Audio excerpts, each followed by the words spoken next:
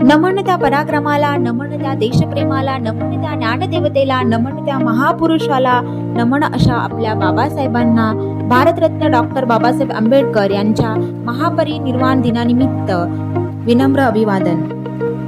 नमस्कार मंडळी, स्वागत आहे तुमचं आपल्या यूट्यूब चॅनलमध्ये. मी निकिता ॲडव्हेंचर गर्ल आणि आज आपण आलेलो आहोत दादर येथील चैत्यभूमी येथे घटनाकार डॉक्टर बाबासाहेब आंबेडकर यांचा स्मृती दिन हा देशभरात महापरिनिर्वाण दिन म्हणून ओळखला जातो.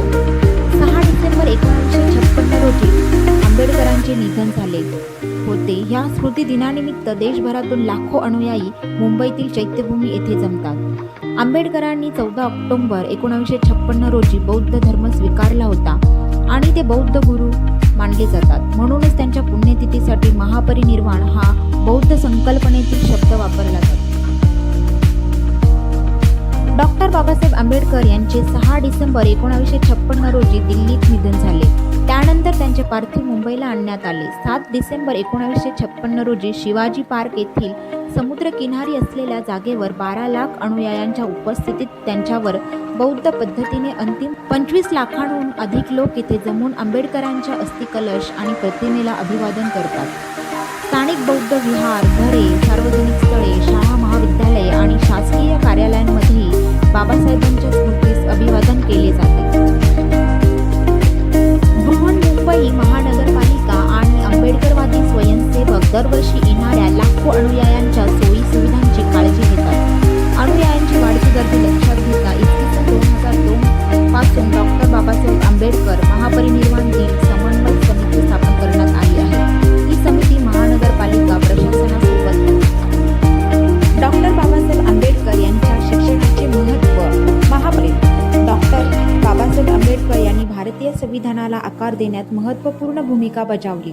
त्यांनी स्वातंत्र्य, समता आणि न्याय यांसारखी तत्त्वे देशाचा आधारस्तंभ बनतील याची खात्री केली.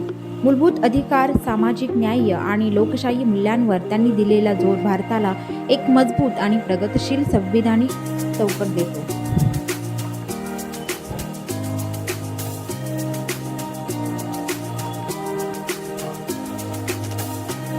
आज डॉक्टर बाबासाहेब आंबेडकर यांच्या पुण्यतिथीनिमित्त बाबासाहेबांना आठवण्याचा दिवस आहे.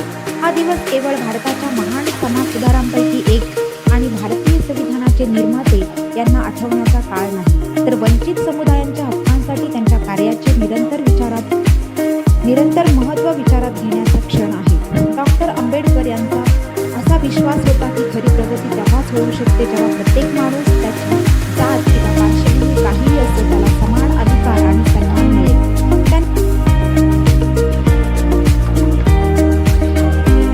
सर्वांना सोबत घेऊन चालणारा भारताची त्यांची दृष्टी देशाला समता आणि समानतेकडे प्रेरित करत आहे. आज बाबासाहेबांच्या पुण्यतिथीनिमित्त माझे विचार मांडत आहे. बाबासाहेबांची पुण्यतिथी महापरिनिर्वाण दिन म्हणून ओळखली जाते. डॉक्टर आंबेडकर यांनी भारतीय संविधान तयार करण्यात महत्त्वपूर्ण भूमिका बजावली.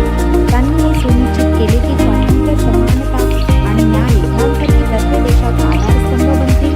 मूलभूत अधिकार, सामाजिक न्याय आणि लोकशाही मूल्यांवर त्यांनी दिलेला जोर भारताला एक मजबूत आणि प्रगतशील संविधानिक चौकट देतो.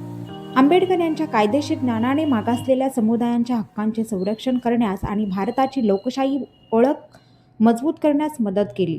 डॉक्टर आंबेडकर हे धैर्य आणि न्याय व स्वातंत्र्यासाठी लढणाऱ्या सर्व लोकांसाठी आशेचा किरण आहेत. महापरिनिर्वाण दिनानिमित्त लोक आंबेडकर यांच्या समानता, शिक्षण आणि न्याय विचारांना स्मरणात ठेवतात. बाबासाहेब हे पहिले कायदेमंत्री आणि संविधान निर्माते होते.